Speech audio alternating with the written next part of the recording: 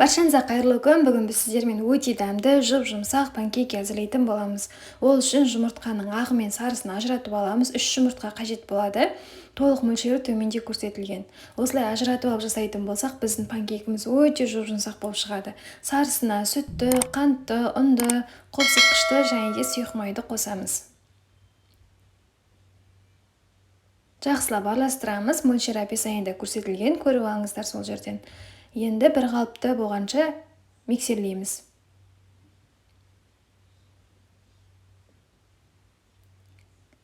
Бұны болған соң жұмыртқаның ақ уызын ақ пенкі болғанша миксерлейтін боламыз.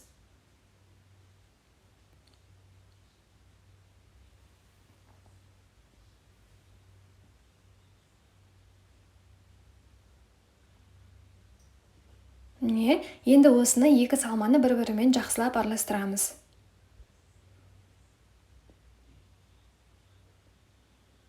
Жай араластырамыз. Біздің пенкамыз басылып қалмауы керек. Миксерлеуге болмайды. Осылай қасықпен болмаса осындай ложкалармен жасауға болады.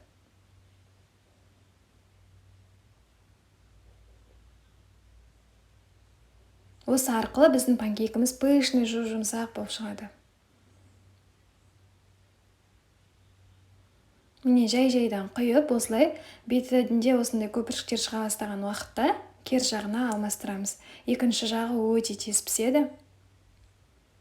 30 секундтай ұстасаңыздар жеткілікті екінші жағын.